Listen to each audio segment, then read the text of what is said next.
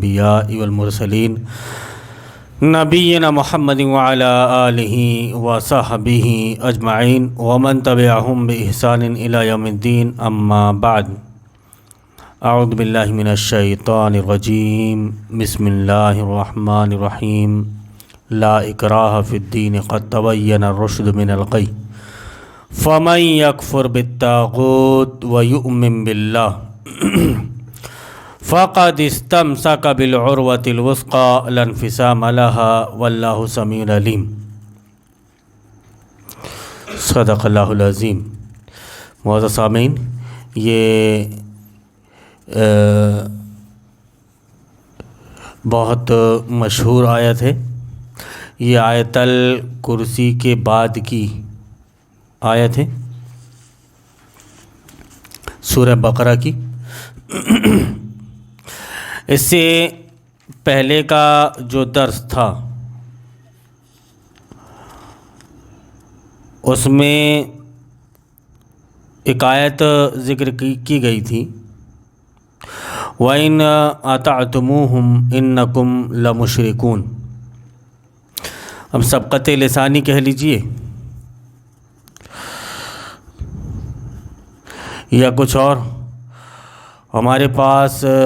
Note میں بھی جو ہم چڑھا لیتے ہیں نوٹ میں بھی سورہ انعام کی آیت نمبر 121 ہے، لیکن اس درس میں سورہ مائدہ کی آیت نمبر 121 ہم نے کہہ دیا تھا۔ ایک صاحب نے اس کو کوڈ کیا تھا، شکریہ ان کا بہت۔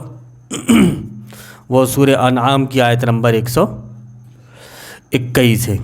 سورہ مائدہ کی نہیں، کیونکہ سورہ مائدہ میں صرف 120 آیتیں۔ اس طرح سے کوئی بھی پروگرام سنے اور اصلاح کر دے، غلطی ہوگی تو ہم سوری بول دیں گے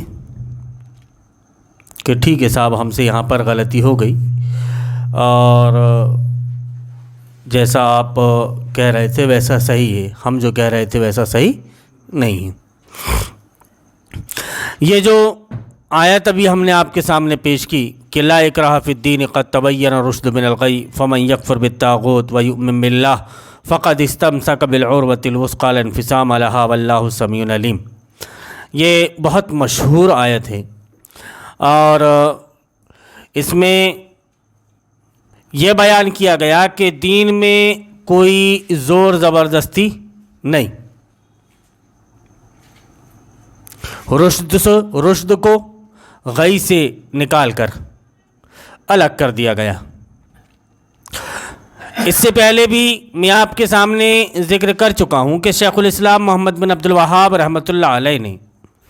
مجموعۃ التوحید میں یہ ذکر کیا ہے کہ یہ رشد سے مراد دین محمد صلی اللہ علیہ وسلم ہے، اور غی سے مراد دین ابو جہل ہے۔ غی سے مراد دین ابو جہل، اور اس کے بعد میں فمن یکفر بالطاغوت ویؤمن باللہ فقد استمسک بالعروۃ الوثقی لا انفصام لها واللہ سمیع علیم، کہ جس نے طاغوت کا انکار کیا اور اللہ رب العالمین پر ایمان لے آیا، اس نے ایک ایسا مضبوط سہارا تھام لیا جو کبھی ٹوٹنے والا نہیں ہے۔ یہ بات مسلسل آپ کے سامنے ذکر کی جا رہی ہے کہ طاغوت سے کفر کرنا، طاغوت سے اجتناب کرنا، طاغوت کا انکار کرنا، یہ ایک لازمی شے ہے۔ جب تک آپ طاغوت کا انکار نہیں کریں گے آپ کا ایمان مکمل نہیں ہو سکتا، بلکہ اس چیز کو شیخ الاسلام امام ابن تیمیہ شیخ الاسلام محمد بن عبد الوہاب رحمۃ اللہ علیہ نے ذکر کیا ہے کہ ما کان یصیر مؤمنا باللہ الا بالکفر بالطاغوت، کہ آدمی اللہ پر ایمان لانے والا ہو ہی نہیں سکتا۔ یہ چیز بھی پرانے درسوں میں ذکر کر چکا ہوں کہ آدمی ایمان لانے والا ہو ہی نہیں سکتا جب تک کہ وہ طاغوت کا انکار نہ کر دے، طاغوت کا انکار نہ کر دے۔ تو یہ بات جان لینے کے بعد کہ طاغوت سے کفر کرنا لازمی امر ہے، اور اس سے کفر کیے بغیر انسان کا ایمان مکمل نہیں ہوتا۔ طاغوت سے کفر کے طریقے کا جاننا بھی بہت ضروری ہے تاکہ عملی زندگی میں اس کا اظہار کیا جا سکے۔ طاغوت کے انکار کا اگر صرف زبانی طور پر دعویٰ کیا گیا اور عملی زندگی میں اس کا کوئی اظہار نہ کیا گیا تو اس پر اللہ تبارک و تعالیٰ کا یہ فرمان صادق آتا ہے کہ کبر مقتا عند اللہ ان تقولوا ما لا تفعلون۔ یہ سورہ صف کی آیت نمبر 3 ہے کہ اللہ رب العالمین کو بڑی ناگوار گزرتی ہے بات کہ تم کہو کچھ اور کرو کچھ، تمہاری کرنی اور کتھنی دونوں میں فرق۔ یہ کیسے ہو سکتا ہے کہ تم اپنی زبان سے کہہ کچھ رہے ہو لیکن تمہارا عمل کچھ اور ہے؟ یہ کیسے ہو سکتا ہے کہ ایک چیز کا تم اپنی زبان سے انکار کر رہے ہو اور عملی طور پر اس کا اقرار کر رہے ہو؟ یہ کیسے ہو سکتا ہے؟ یہ کیسا کر سکتے ہو آپ؟ اور یہی چیز ہے کہ لوگ طاغوت کو طاغوت تو مانتے ہی ہیں، حالانکہ اس سے پہلے بہت سی ایسی چیزیں ہیں جس کی وجہ سے درس ہمارے اور لمبے ہو جاتے، ہم نے ان کو چھوڑ دیا، جیسے طاغوت کے سلسلے میں کاہن کو، جادوگر کو اور دوسرے لوگوں کو جو ذکر کیا گیا ہے ہم نے ان کا ذکر نہیں کیا، کیونکہ وہ تو ایک ظاہری چیز ہے کہ جس کے پاس بھی اگر تھوڑا بہت علم ہوگا وہ اس بات کو جان لے گا۔ کچھ لوگ ایسے ہیں کہ جنہوں نے طاغوت صرف اسی کو سمجھا، ان کے نزدیک نظام جمہوریت طاغوت نہیں، ان کے نزدیک نظام جمہوریت طاغوت نہیں، قبر پرستی طاغوت، بت پرستی طاغوت پرستی،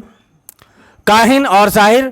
کو ماننا، ان کے اوپر ایمان لے آنا، وہ طاغوت پرستی۔ اور بلکہ کچھ لوگ پھر وہ ذکر بھی کرتے ہیں کہ ابن عمر کا یہ قول تو حضرت عمر کا یہ قول تو فلانے کا یہ قول تو امکے کا یہ قول، تو اس طرح سے اقوال کو ذکر کر کے وہ یہ بتانا چاہتے ہیں کہ ہم نے کچھ چیز آپ کے سامنے رکھی اور طاغوت کے سلسلے میں یہی چیزیں بس ہیں، اس کے علاوہ کوئی دوسری چیز نہیں، جبکہ ایسا نہیں۔ جو چیز آپ لوگوں سے چھپا لی گئی، جس چیز کو آپ لوگوں کے سامنے نہیں لایا گیا، ہم ان چیزوں کو آپ کے سامنے لا رہے ہیں، کیونکہ یہاں تک کہ شیخ الاسلام محمد بن عبد الوہاب رحمۃ اللہ علیہ کے زمانے میں بھی یہ ڈیموکریسی موجود نہیں تھی، اس وقت میں تھی بادشاہت، لیکن یہ حق ایسی چیز ہے کہ آدمی کی زبان سے نکل جاتا ہے، آدمی اپنے قلم کے ذریعے سے اس کو لے آتا ہے ذکر میں، جیسا کہ شیخ الاسلام محمد بن عبد الوہاب رحمۃ اللہ علیہ نے جو ذکر کیا کہ والطواغیت کثیرۃ رؤوسہم خمسہ، کہ طواغیت بہت طرح کے ہیں لیکن ان میں جو مین ہیں وہ 5 ہیں۔ ساری چیزوں کو انہوں نے ذکر کیا، وہ 5 چیزیں کیا ہیں؟ بھائی ظاہر سی بات ہے کہ کچھ تھوڑا آپ بھی اپنا دماغ دوڑائیں، اور یوں تو پہلے پروگراموں میں میں نے اس کو ذکر کر چکا ہے کہ وہ 5 کون کون سی چیزیں ہیں، لیکن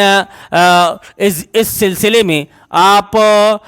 طاغوت کی تشریح شیخ الاسلام محمد بن عبد الوہاب رحمۃ اللہ علیہ کے نزدیک، شیخ الاسلام محمد بن عبد الوہاب رحمۃ اللہ علیہ کے نزدیک طاغوت کی تشریح، اس میں آپ جا کر کے دیکھ لیں، ان میں ایک چیز وہ بھی ہے کہ ایسا جابر اور ظالم بادشاہ جو اللہ کی کتاب کے علاوہ فیصلے کرتا ہو۔ نظام جمہوریت میں اللہ کی کتاب کے علاوہ سے فیصلے ہوتے ہی نہیں ہوتے، لیکن تب بھی علماء کے نزدیک یہ طاغوت نہیں ہے، علماء کے نزدیک یہ طاغوتی نظام نہیں، طاغوتی سسٹم نہیں، بلکہ علماء کرام یہاں پر یہ بات لے کر آ جاتے ہیں کہ غیر اسلامی ممالک میں مسلم اقلیتوں کا کردار کیا ہونا چاہیے. اب یہاں سے ان کی اپنی ایک کہانی الگ ہوتی ہے، جبکہ حقیقت کی روشنی میں دیکھیں، وہ حقیقت کی روشنی میں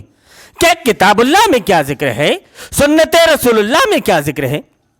آپ کو کیسی زندگی گزارنی ہے، آپ کو کیسی زندگی نہیں گزارنی. وہ حوالہ پیش کرتے ہیں کہ نبی کریم صلی اللہ علیہ وسلم نے حبش کی طرف ہجرت کر کے صحابہ کرام رضوان اللہ علیہم اجمعین کو غیر اسلامی ملک میں ہی بھیجا نا، اور وہاں پر وہ مطمئن تھے. اتنا ذکر کرتے ہیں لیکن یہ ذکر نہیں کرتے کہ وہاں پر انہوں نے کہا کہ ایسا ایسا ہے، تو فوراً صحابہ اکرام نے جو بات تو قرآن کی بات سے ٹکرا رہی تھی اس کا انکار کر دیا کہ نہیں ایسا نہیں ہے، قرآن میں تو ایسا مذکور ہے. انہوں نے بادشاہ وقت کا خیال نہیں کیا، بادشاہ وقت کا خیال نہیں کیا، اور دو ٹوک الفاظ میں اس کے سامنے بات کی کہ نہیں صاحب ایسا نہیں ہے، ایسا ایسا ہے. جبکہ جو کفار کے ہم نوا تھے انہوں نے کہا کہ دیکھو یہ کیا کہہ رہے ہیں. اگر آپ نے دی میسج دیکھا ہوگا تو وہ نقشہ آپ کے سامنے ہوگا کہ کس طرح سے ورغلاتا ہے وہ، لیکن اس کے بعد بھی صحابہ اکرام اپنی بات سے پیچھے نہیں ہٹتے. لیکن اس کا مطلب یہ نہیں کہ صحابہ اکرام رضوان اللہ علیہم اجمعین وہاں پر گئے تو انہی کی طرح ہو گئے، جیسا کہ تم نظام جمہوریت میں رہ کر انہی کی طرح ہو گئے ہو. تم ایک بات یہ ثابت کر دو، کیونکہ جو اعتراضات کیے جاتے ہیں، جو اعتراضات اپنی باتوں کے سامنے کیے جاتے ہیں، ان میں ایک اعتراض یہ بھی لایا جاتا ہے. تو یہاں سے یا اس کے بعد سے جو کچھ درس شروع ہوں گے ان میں ہم کوشش کریں گے کہ ان اعتراضات کا جواب دیں، ان اعتراضات کا جواب دیں جو لوگ یہ اعتراض کھڑے کرتے ہیں اس طرح سے کہ ایسا ایسا معاملہ ہوا پھر انہوں نے تو ایسا کیا. تو بھائی صحابہ کرام رضوان اللہ علیہم اجمعین سے اگر ایک بات آپ کو مل جائے کہ انہوں نے وہاں پر رہ کر، تم تو یا للٹپ، تو وہاں پر انہوں نے غیر نظام اسلامی کے حساب سے اپنی زندگی کے فیصلے کیے ہوں گے. مولانا صاحب دلیل جی کیا آپ دلیل دیجئے بھائی. یہ کہاں ہو گیا؟ پہلے تو آپ کا اصول یہ تھا کہ بغیر دلیل کے کوئی بات آپ کرتے نہیں تھے. پہلے تو آپ کا اصول یہ تھا کہ بغیر قرآن یا حدیث پاک کے ذکر کے آپ کچھ بیان کرتے نہیں تھے. اور آج بھی اگر آپ سے ناف، ٹوپی، ٹخنا، آمین اس سلسلے میں اگر پوچھ لیا جائے، ایک ہاتھ سے مسافے کے سلسلے میں پوچھ لیا جائے تو کئی دلائل لا کر کے آپ پیش کر دو گے. لیکن جب اگر یہ مسئلہ آتا ہے تو معلوم نہیں آپ کے دلائل کہاں سوتے پڑے رہتے ہیں، اور آپ کہتے ہیں کہ بتائیے بھائی جان ایسا ہوتا ہے کیا؟ ارے ایک انسان اگر زندگی کے سلسلے میں ایسے فیصلے کرنے لگے تو اللہ رب العالمین کا قرآن نازل کرنے کا مطلب کیا؟ پھر قرآن کیوں نازل ہوا؟ اب تمہارا عمل یہ، تم اپنی زبان سے یہ بولتے ہو کہ ہم طاغوت کا انکار کرتے ہیں، ہم طاغوت کو طاغوت سمجھتے ہیں، لیکن تمہارے نزدیک یہ ہے کہ نظام جمہوریت نظام طاغوت نہیں، سیکولر ڈیموکریسی نظام طاغوت نہیں. اور جو کوئی اس نظام کو نظام طاغوت کہتا ہے، آپ لوگ سوال کھڑے کرنے لگتے ہیں کہ بھائی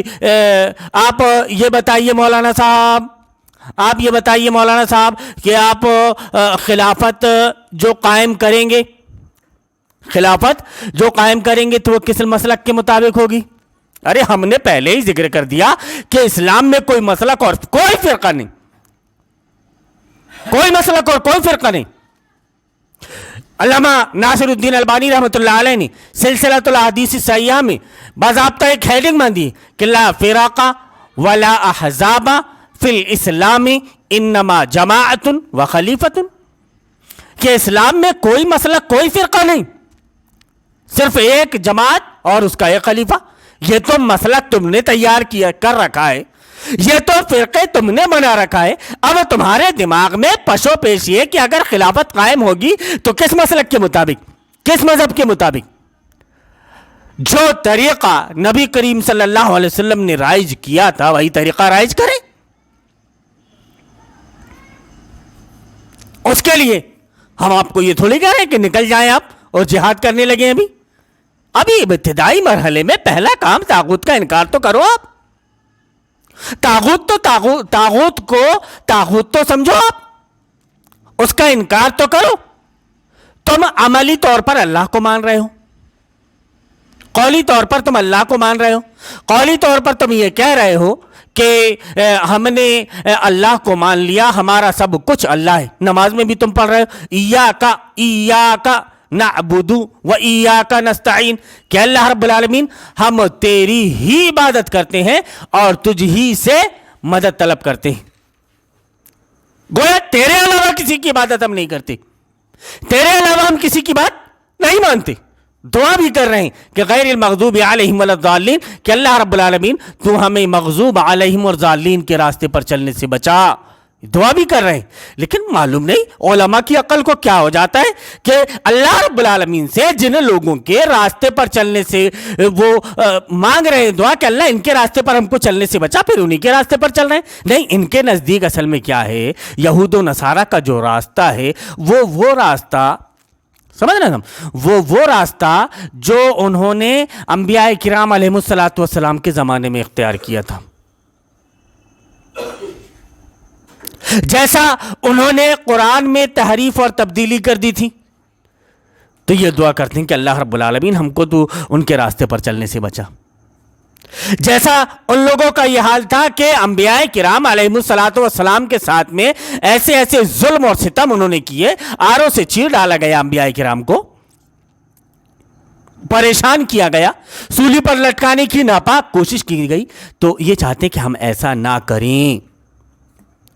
پھر دلیل بھی وہ پیش کرتے ہیں کہ دیکھو وہ اس لیے کہ نبی کریم صلی اللہ علیہ وسلم نے بیان فرمایا خالف الیہود والنصارى, کہ یہود و نصارہ کی مخالفت کرو. ہاں ٹھیک ہے, ہم یہود و نصارہ کی مخالفت تو کر رہے ہیں, لیکن اب نبی پاک صلی اللہ علیہ وسلم کے چلے جانے کے بعد اسلام کے قلعے میں انہوں نے مسلکوں کی اینٹوں کا جو جوائنٹ کیا اور دوسرا قلعہ تعمیر کر کے یہ بتا دیا کہ یہ اسلامی قلعہ ہے. ہر کسی بھی مسلک کے مدرسے میں یا مسجد میں چلے جاؤ, آدمی اس کو کیا کہتا ہے کہ اسلام کے یہ قلعے ہیں. ظاہر سی بات ہے کہ اور ہر آدمی مانتا ہے کہ یہ اسلام کے قلعے. اب یہودی نے جو آپ کے اندر تفرقہ ڈالا, آپ اس کے چکر میں آ گئے اور نبی کی امت افتراق میں بڑھ گئی. آپ افتراق میں بڑھ گئے, فرقے میں آپ بڑھ گئے, ایک کا ایک الگ فرقہ ہو گیا, دوسرے کا ایک الگ فرقہ ہو گیا. لیکن کسی کے دماغ میں یہ بات نہیں جاتی کہ جناب محمد رسول اللہ صلی اللہ علیہ وسلم کے زمانے میں اتنے مسلک اور اتنے فرقے موجود نہیں تھے, تو کیا اس وقت دین پر چلنا لوگوں کے لیے مشکل تھا؟ اس وقت لوگ دین پر نہیں چل رہے تھے بھائی, فائنل تو دین وہیں پر ہوا اور لوگ آپ صلی اللہ علیہ وسلم کے اوپر ایمان لا کر اور آپ صلی اللہ علیہ وسلم کے ساتھ عمل کر کے دین پر قائم اور دائم تھے. اب یہ تو بات کے چاہے وہ کون سی فقہ لیتے ہیں مولانا صاحب, آپ یہ حنبلی فقہ کو, حنابلہ کو لیتے ہیں آپ, یا مالکی کو لیتے ہیں آپ, یا حنفی کو لیتے ہیں آپ, یا شافعی کو لیتے ہیں آپ, یہ سوال پیدا ہوتے ہیں. تو بھائی جس کی بات کتاب اللہ سنت رسول اللہ کے مطابق ہے, اگر امام ابو حنیفہ رحمۃ اللہ علیہ کی بات کتاب اللہ سنت رسول اللہ کے مطابق ہوگی تو ہم ان کی بات کو لے لیں گے. ہم نے تو یہ کہہ دیا کہ اگر ایک غیر آ کر کتاب اللہ اور سنت رسول اللہ کی بات کو ذکر کرے گا تو ہم اس کی بات لے لیں گے, کیونکہ وہ غیر کی بات نہیں, وہ کتاب اللہ اور سنت رسول اللہ کی بات ہے. لیکن اب یہاں پر کیا ہے کہ آپ کے درمیان اختلاف پیدا کرنے کے لیے کہ پھر ایسا ہوگا تو کیسا ہوگا, گویا اس امت کے سامنے اتنے سوالات لا کر آپ کھڑے کر دو, اتنے سوال کر دو کہ کہیں اگر اس کے دماغ کے گوشے میں اسلام کے تئیں محبت, اسلام کے تئیں عقیدت اگر پیدا ہو رہی ہے تو وہ فوراً ختم ہو جائے. تو یہ ذکر نہیں کریں گے آپ کو کہ حبش کی طرف جو نبی کریم صلی اللہ علیہ وسلم نے صحابہ اکرام رضوان اللہ علیہم اجمعین کو بھیجا تھا, تو وہ وہاں پر جو موجود تھے تو وہاں پر جن کے پاس آپ گئے تھے ان کے ماتحت تھے اور وہ جیسا زندگی گزارنے کے لیے کہہ رہے تھے ویسا زندگی گزار رہے تھے. مولانا صاحب ایک دلیل آپ دے دیجئے, ہم آپ کی بات کو مان لیتے ہیں, لیکن آپ کے پاس تو دلیل نہیں. آپ یہ کہتے کہ اچھا بتاؤ بھائی جان, اب وہ وہاں پہ گئے ہوں گے تو ظاہر سی بات ہے کہ ان کا خیال کرے ہوں گے کہ نہیں کرے ہوں گے, تو بات اس سے نہیں چلتی. ہم تو یہ بیان کر رہے ہیں کہ آپ دیکھ لو، کسی بھی عالم سے اٹھا کر کے پوچھ لو کہ جب ذکر چلا مریم کے بارے میں، حضرت عیسیٰ علیہ السلام کے بارے میں، تو انہوں نے کیا بات وہاں پر پیش کی. بھائی خود اٹھا کر کے دیکھ لو، اپنے علماء سے تم خود پوچھ لو کہ انہوں نے سمجھوتا نہیں کیا. اب یہاں پر جو اس زمانے میں اسلام میں رخنا ڈالنے کے لیے یہودیوں نے ایک نئے دین کو سیکولر ڈیموکریسی کے نام سے ایجاد کیا. اب دوسری چیزوں میں تو آپ کو یہ نظر آتا ہے کہ ان کی مخالفت کرو، لیکن یہاں پر آپ کو معلوم نہیں کون سی دینداری سمجھ میں آتی ہے، کون سی اچھائی اس میں آپ کو دیکھنے لگتی ہے کہ آپ اپنے دین کو، اپنے اسلام کو پسے پشت ڈال کر اور اس کا ایک حصہ بن جاتے ہو.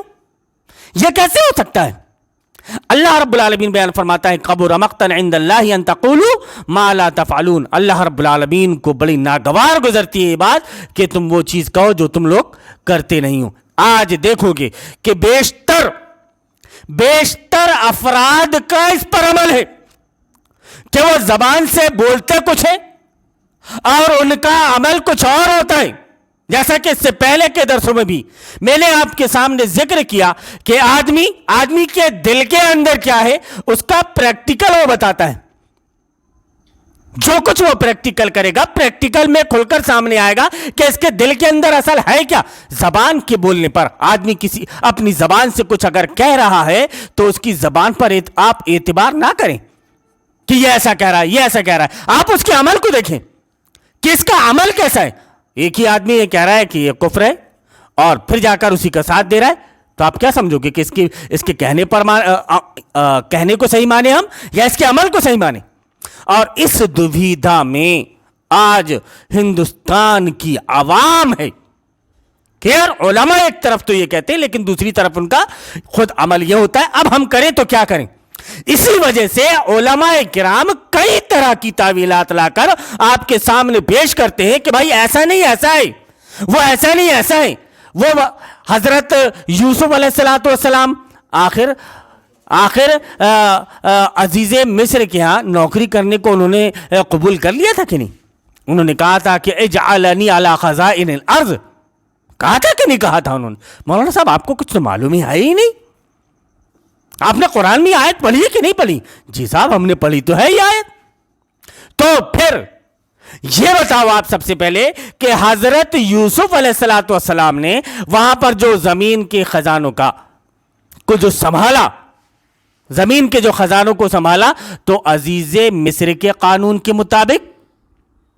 یا پھر اللہ کے قانون کے مطابق؟ بھائی دلیل دیجیے آپ. اگر انہوں نے عزیز مصر کے قانون کے مطابق وہاں کا نظام سنبھالا، خزائن ارض کا نظام سنبھالا، تب آپ کی بات درست ہوگی. لیکن اگر انہوں نے کتاب اللہ سنت رسول اللہ کے مطابق کیا، کتاب اللہ سنت رسول اللہ کے مطابق مطلب اللہ کی وحی کے مطابق، اللہ کے وحی کے مطابق انبیاء کرام علیہ السلام کی جو سنت تھی، جو طریقہ تھا، اس طریقے کو اختیار کیا انہوں نے. کیا کیا؟ لیکن یہ نہیں بتائیں گے. اس کے بعد بھی ہم آپ کی یہ بات کو اتنی ہی لے کر کے جا رہے ہیں، جبکہ آپ کی اس بات کو بھی اتنا لے جانا ضروری نہیں، لیکن تب بھی ہم لے کر جا رہے ہیں کہ تم کسی بھی طرح سے بات پکڑ کر دیکھ لو، ہمیشہ تم کو یہ ملے گا کہ تم ہمیشہ باطل کی ہمنوائی کرتے ہوئے نظر آتے ہو، اور اس کے لیے قرآن سے یا احادیث پاک سے اس طرح کی دلیلیں نکال کر لاتے ہو کہ جہاں سے چور دروازہ کسی طرح سے نکل جائے. یہ کیسے ہو سکتا ہے کہ آپ اکیلے بیٹھ کر کے ایک اسٹیج میں کچھ کہو؟ ہم تو یہ کہہ رہے ہیں کہ ہمارے آپ ایک ایک پروگرام سنو، اور ایک ایک پروگرام سننے کے بعد میں ہم نے کہاں قرآن کی آیت کی غلط تفسیر کی ہے، غلط اقوال کو سلف صالحین کی طرف منسوب کیا ہے، ان کا پوسٹ مارٹم کرو تاکہ لوگ بہکنے سے بچ جائیں. بہت سے لوگ ہمارے پروگرام کو سن رہے ہیں اور بہک رہے ہیں آپ کے کہے انوسار، آپ کے کہے مطابق، تو وہ لوگ راہ راست پر رہیں، بہک نہ جائے وہ.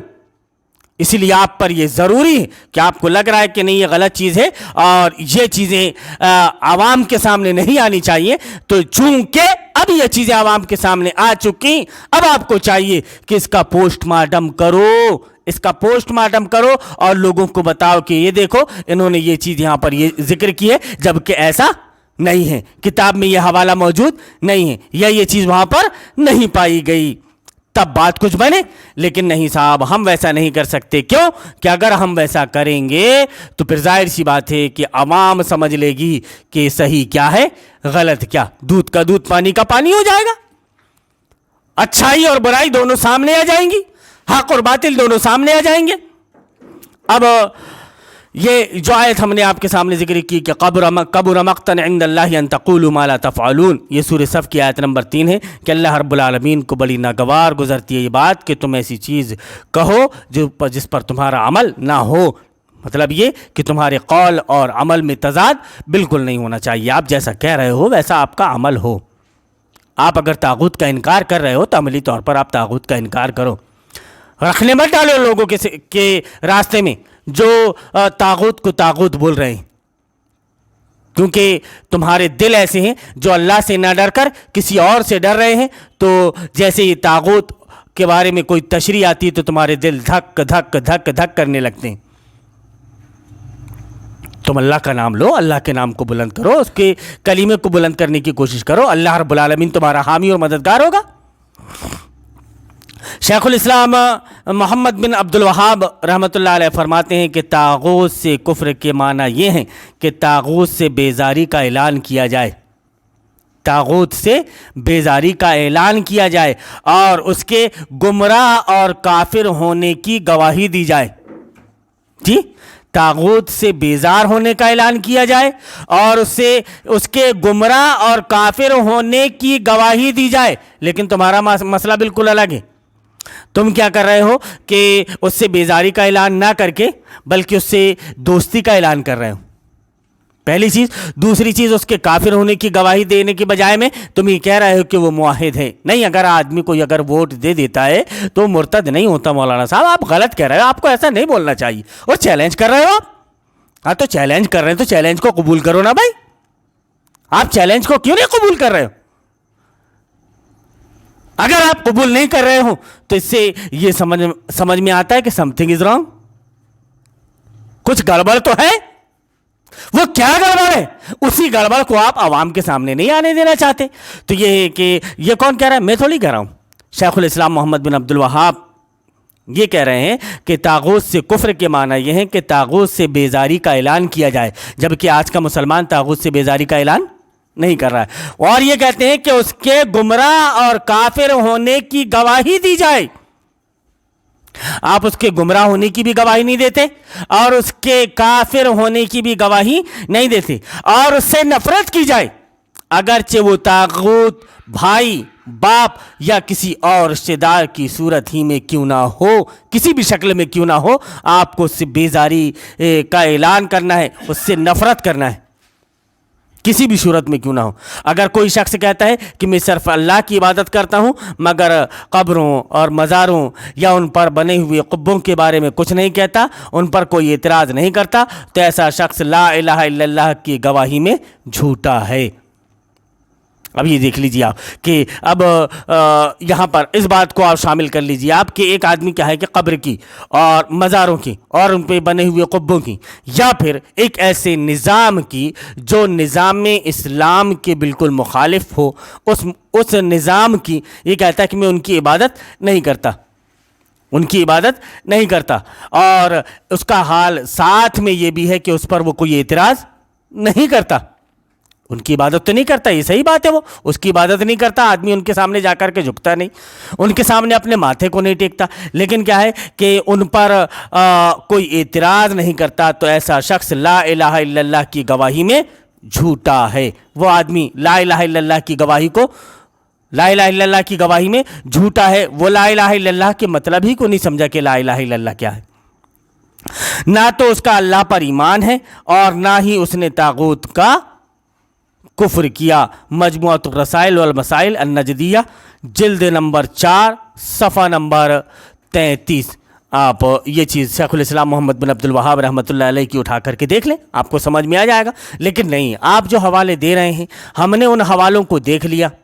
ہم ان چیزوں کو سب سن رہے ہیں، جہاں تک کہ دیکھو آپ کے پچھلے درس میں ہم نے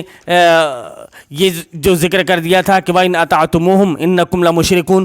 سورہ مائدہ کی آیت نمبر 121 ہم نے بول دیا تھا اسے، جبکہ ہمارے ریکارڈ میں بھی یہاں پر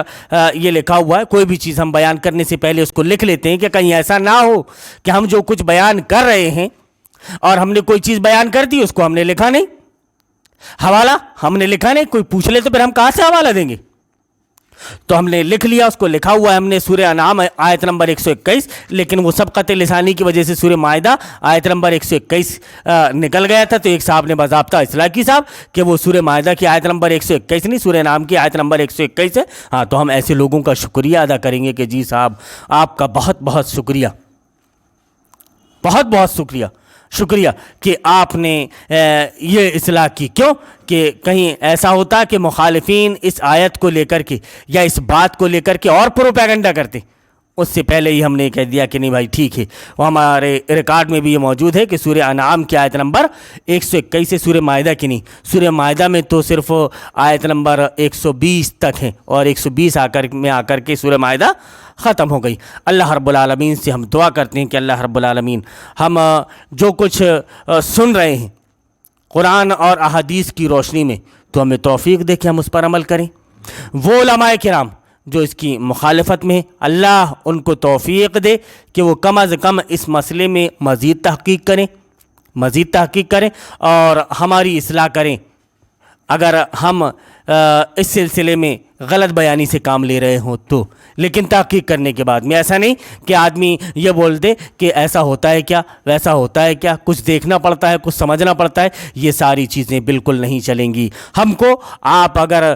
یہ چاہتے ہو کہ ہم سوری بولیں اور اپنی بات کو ہم واپس لیں، تو اس کے لیے یہ ضروری ہے کہ آپ کتاب اللہ اور سنت رسول اللہ کی روشنی میں ہماری بات کا رد پیش کریں، تب ہم اپنی بات کو واپس لیں گے۔ اللہ رب العالمین سے دعا ہے کہ اللہ رب العالمین ہمیں توفیق دے کہ ہم کتاب اللہ اور سنت رسول اللہ کے مطابق ہی لوگوں کے سامنے باتیں رکھیں اور خود پہلے عمل کریں۔ اللہ رب العالمین توفیق دے کہ جو کچھ ہم کہہ رہے ہیں ہم اس پر عمل کریں، اور نبی کی اس امت کو بھی توفیق دے کہ وہ اس پر بھی عمل پیرا ہوں۔ اللہم ارنا الحق حقا وارزقنا اتباعہ وارنا الباطل باطلا وارزقنا اجتنابہ، آمین یا رب العالمین۔ لوگوں کا رد و قبول ہرگز حق و باطل کا معیار نہیں ہے۔ لوگوں کی اکثریت اگر اندھیروں میں بھٹکنا اور ٹھوکریں کھانا چاہتی ہے تو خوشی سے بھٹکے اور ٹھوکریں کھاتی رہے۔ ہمارا کام ہر حال اندھیروں میں چراغ جلانا ہی ہے، اور ہم مرتے دم تک یہی کام کرتے رہیں گے۔ ہم اس سے خدا کی پناہ مانگتے ہیں کہ ہم بھٹکنے یا بھٹکانے والوں میں شامل ہو جائیں۔ خدا کا یہ احسان ہے کہ اس نے ہمیں اندھیروں میں چراغ جلانے کی توفیق بخشی۔ اس احسان کا شکر یہی ہے کہ ہم چراغ جلاتے جلاتے مر جائیں۔